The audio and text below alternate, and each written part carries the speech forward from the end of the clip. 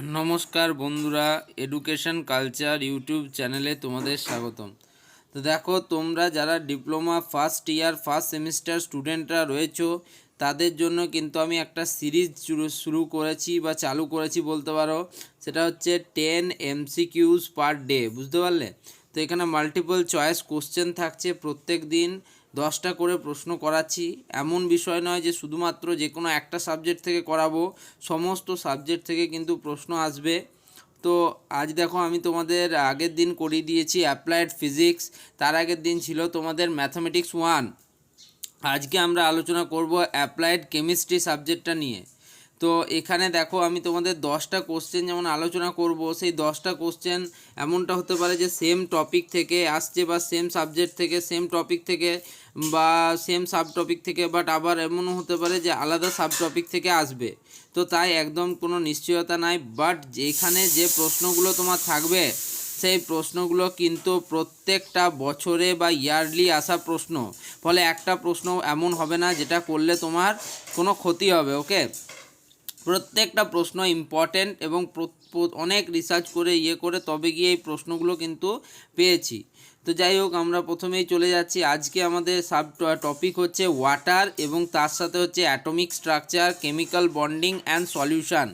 এই দুটো চ্যাপ্টার থেকে টোটাল 10টা প্রশ্ন কিন্তু আজ করাবো, যেটা হচ্ছে 10 MCQ পার ডে সিরিজের।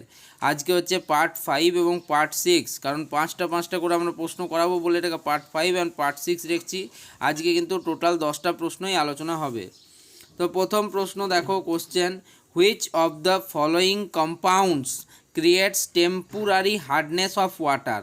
তো দেখো, টেম্পোরারি হার্ডনেস যারা প্রডিউস করে, তার মধ্যে থেকে এইগুলোই নিচে দেওয়া কম্পাউন্ডগুলোর মধ্যে কোনটা টেম্পোরারি হার্ডনেস প্রডিউস করে?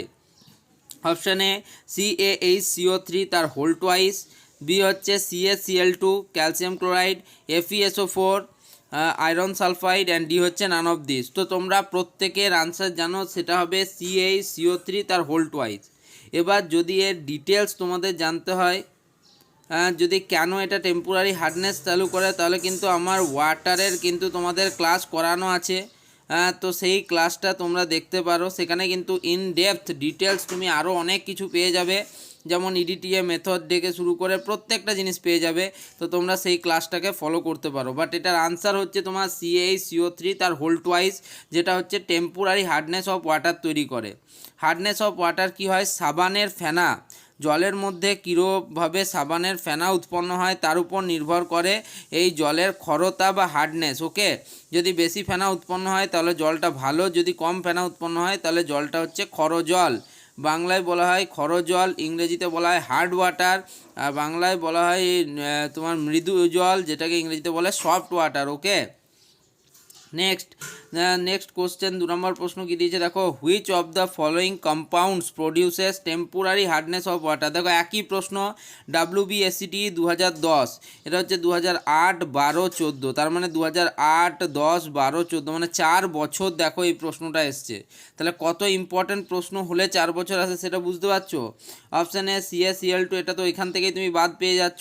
FeCl3 এটাও হবে না, ক্লোরাইড থাকলে কিন্তু সেটা হয়ে যায় তোমার পার্মানেন্ট হাইড্রেশনের মধ্যে। ZnSO4 জিঙ্ক সালফাইড, তারপরে হচ্ছে তোমার CaCO3 তার হোল টোয়াইস। তো এটা ক্যালসিয়াম বাইকার্বনেট, এটাই হচ্ছে কিন্তু এর আনসার। ওকে, আবার বললাম, যদি ডিটেলস জানতে হয় তাহলে অবশ্যই কিন্তু ওয়াটারের যে ক্লাসটা রয়েছে সেই ক্লাসটাকে ফলো করো ভালো করে। ওকে, নেক্সট হচ্ছে দেখো, the hardness of water is expressed in. তো ওয়াটারের হার্ডনেস কিসে এক্সপ্রেস করা হয়, কোন ইউনিটের মাধ্যমে? অপশন এ হচ্ছে গ্রাম, অপশন বি হচ্ছে milligram per litre, option C হচ্ছে gram per litre, and option D হচ্ছে নান অফ দিস। তো এর আনসার হচ্ছে option B, milligram per litre. এগুলো আর ডিটেলস তোমাদের কি বলবো, এটা উত্তর। ইউনিট কি, ইউনিটের আবার কিভাবে বোঝানো যায় বলো। যাই হোক, এটা এসেছিলো দেখো WBSCT 2011 সালে। নেক্সট, তোমাদের 4 নম্বর প্রশ্ন, the indicator used in EDTA titration is. তো তোমাদের বলেছি দেখো ইডিটিএটা হচ্ছে তোমাদের এইবারের সব থেকে ইম্পর্ট্যান্ট একটা টপিক এবং এখান থেকে পরীক্ষায় 100% প্রশ্ন আসার সম্ভাবনা রয়েছে। ফলে ইডিটিএ প্রসেস নিয়ে আমার ওয়াটারের ক্লাসটা যেটা আছে সেটা তোমাদের দেখতে হবে, সেখান থেকে কনফার্ম পেয়ে যাবে। আর এইখানে যে ইন্ডিকেটারের কথা বলা হয়েছে ইডিটিএ টাইট্রেশনে ব্যবহার করা হয় সেটা হচ্ছে ইবিটি। ওকে, অপশান কী কী আছে দেখো, ফেনলফথেলিন এটা তো নয়, option B EBT, option C EET, EET বলে কিছু হয় না, ইবিটি হয়, ইবিটি হচ্ছে আনসার, অ্যান্ড ডি হচ্ছে none of this. Okay, next দেখো 5 নম্বর প্রশ্ন এবং ওয়াটারের এটা শেষ প্রশ্ন, কারণ এটাকে বলতে পারো তোমরা পার্ট 5টা শেষ হচ্ছে এখানে 5 নম্বর প্রশ্নতে। কি রয়েছে দেখো, ফর্মুলা অফ ক্যালগন ইজ। তো ক্যালগন অ্যান্ড ইডিটি এই দুটো প্রসেস থেকে পরীক্ষায় প্রশ্ন আসে, বহুবার প্রশ্ন এসছে, 1-2বার নয়, প্রচুর বার প্রশ্ন এসছে এই প্রসেস থেকে, ক্যালগন এবং ইডিটিএ। তো ফর্মুলা অফ ক্যালগনের ফর্মুলা কি, অপশান এ Na6PO3 তার হোল 6, বি Na3PO4, সি হচ্ছে Na2SO4, আর অপশান ডি NaOH। তো এর আনসার প্রত্যেকে জানো, আমি করিয়েও দিয়েছি, Na6PO3 তার হোল 6। তাহলে এখানে আনসার এ লিখে Na6PO3 তার হোল 6। ওকে, নেক্সট দেখো, নেক্সট এবার আমরা প্রবেশ করছি তোমাদের atomic structure, chemical bonding and সলিউশনে।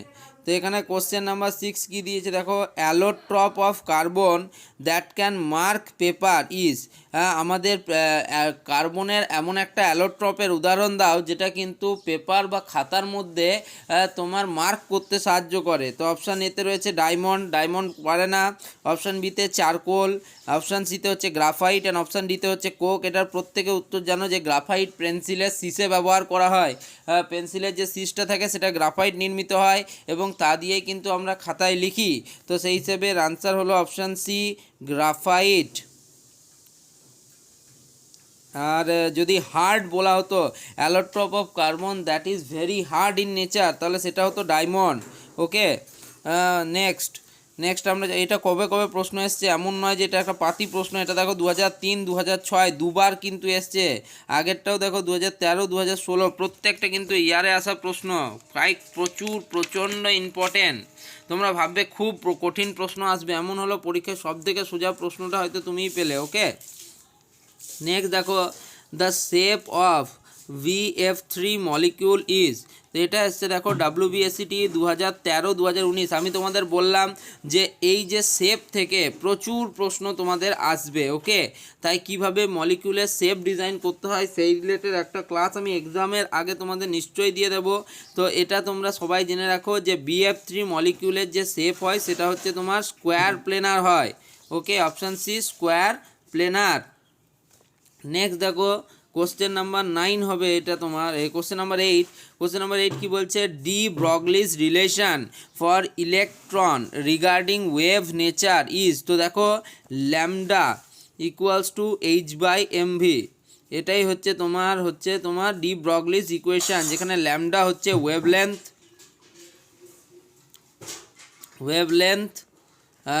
H হচ্ছে প্ল্যাঙ্কস কনস্ট্যান্ট, প্লাঙ্কের ধ্রুবক, প্লাঙ্কস কনস্ট্যান্ট, এর ভ্যালু আছে 6.624 × 10⁻⁻34 জুল সেকেন্ড, এটা হচ্ছে এর কনস্ট্যান্ট ভ্যালু। ঠিক আছে, এম হচ্ছে mass of the electron, and V হচ্ছে velocity of the electron. Okay, তো তোমরা বুঝতেই পারছো এই প্রত্যেকটার ভ্যালু যদি তুমি জানো সেখান থেকে তুমি ওয়েভলেন্থ কিন্তু বের করতে পারবে। তো এই অনুযায়ী আনসার হচ্ছে ল্যামডা ইকুয়ালস টু H/mv। তো এটা হচ্ছে অপশান সি। অপশান এ দেখো ল্যামডা HMV ইকুয়ালস টু 1 নয়, ল্যামডা ইকুয়ালস টু HMV নয়। Option C lambda equals to H/mv, এটাই হচ্ছে true, lambda H equals to MV এটাও নয়। এটা কবে এসছে, WBSCT 2013 এবং 2016, 2 বছর কিন্তু এটাও এসছে।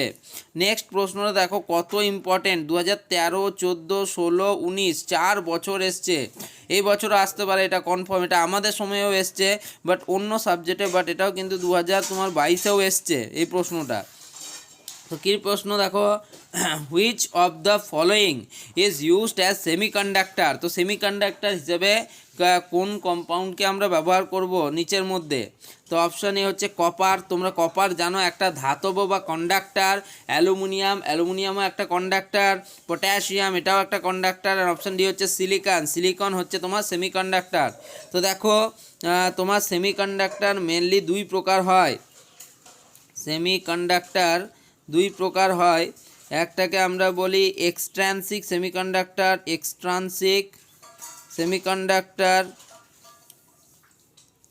আর একটা হয় ইন্ট্রান্সিক সেমিকন্ডাক্টর। তো যাই হোক, তো দেখো সিলিকন এটা হচ্ছে একটা সেমিকন্ডাক্টর, আর্সেনিক, অ্যান্টিমনি, বিসমাথ এগুলো প্রত্যেকেই হচ্ছে তোমার সেমিকন্ডাক্টর। জার্মেনিয়াম, ওকে, সিলিকন, জার্মেনিয়াম এগুলো হচ্ছে, বা তোমাকে যদি পরীক্ষায় এবার ধরো সিলিকন দিল না, তার জায়গায় জার্মেনিয়াম দিল, তাহলে তোমার জার্মেনিয়ামটা হবে সেমিকন্ডাক্টরের উদাহরণ। এটা কিন্তু আসতে পারে এই প্রশ্নটা, আমি এটাকে ডবল স্টার দিয়ে রাখছি সেমিকন্ডাক্টর। আবার এই প্রশ্নটাও আসতেই পারে যে সিলিকন দেওয়া থাকলো, সিলিকন যদি না হয় তাহলে জার্মেনিয়াম করবে, আমি যেটা তোমাদের বলছি। ঠিক আছে, তাহলে সিলিকন বা জার্মেনিয়াম। ওকে, নেক্সট হচ্ছে দেখো 10 নম্বর প্রশ্ন এবং আজকের তোমাদের পার্ট 6-এর লাস্ট প্রশ্ন, the secondary standard solution is. তো এটার উত্তর প্রত্যেকে আশা করি জানো, 99% স্টুডেন্ট কিন্তু এর উত্তর জানে। এটার উত্তর হচ্ছে HCl, হাইড্রোক্লোরিক অ্যাসিড। এটা হচ্ছে একটা secondary standard solution. Option B কি রয়েছে, Na2CO3 এটা নয়, K2Cr2O7 এটা তো নয়ই, পটাশিয়াম ডাইক্রোমেট, আর H2C2O4.2H2 এটাও নয়। তাহলে এর আনসার হচ্ছে তোমার HCl হচ্ছে স্ট্যান্ডার্ড সেকেন্ডারি সলিউশন। তো যাই হোক, এই প্রশ্নগুলো তোমরা আরেকবার উত্তরগুলো চাইলে দেখে নাও, আমি বলে দিচ্ছি। তো প্রথমেই হচ্ছে তোমার হচ্ছে কম্পাউন্ডসকে টেম্পোরারি হার্ডনেস তৈরি করে CH CO3 তার হোল্ড ওয়াইজ, পরেরটারও একই CH CO3 তার হোল্ড ওয়াইজ। হার্ডনেস অফ ওয়াটারকে এক্সপ্রেস করা হয় মিলিগ্রাম পার লিটার বা mg পার লিটারে। টাইট্রেশন, EDTA টাইট্রেশনে যে ইন্ডিকেটার ব্যবহার করা হয় সেটা হচ্ছে EBT। ক্যালগনের ফর্মুলা হচ্ছে তোমার Na6PO3 তার হোল্ড ওয়াইজ। অ্যালোট্রপ অফ কার্বন যেটা কিন্তু তোমার পেপারে মার্ক তৈরি করতে পারে সেটা হচ্ছে গ্রাফাইট। BF3 মলিকিউলের তোমার শেপ হচ্ছে স্কোয়ার প্লেনার। নেক্সট হচ্ছে de Broglie's relation for electron regarding wave nature হচ্ছে ল্যামডা ইকুয়ালস টু H/mv। এখানে যে সেমিকন্ডাক্টরের কথা বলা হয়েছে, সেমিকন্ডাক্টর হলো সিলিকন, এবং তারপর হচ্ছে সেকেন্ডারি স্ট্যান্ডার্ড সলিউশন হচ্ছে HCl। ওকে, তো যাই হোক, এই প্রশ্নগুলো প্রচণ্ড ইম্পর্ট্যান্ট, তোমরা কিন্তু অবশ্যই এই প্রশ্নগুলো করবে এবং খাতায় উত্তরগুলো লেখার চেষ্টা করবে। যাই হোক, ভিডিওটা ভালো লাগলে চ্যানেলটিকে লাইক করবে, বন্ধুদের মধ্যে শেয়ার করবে এবং অবশ্যই সাবস্ক্রাইব তো করতেই হবে। ধন্যবাদ।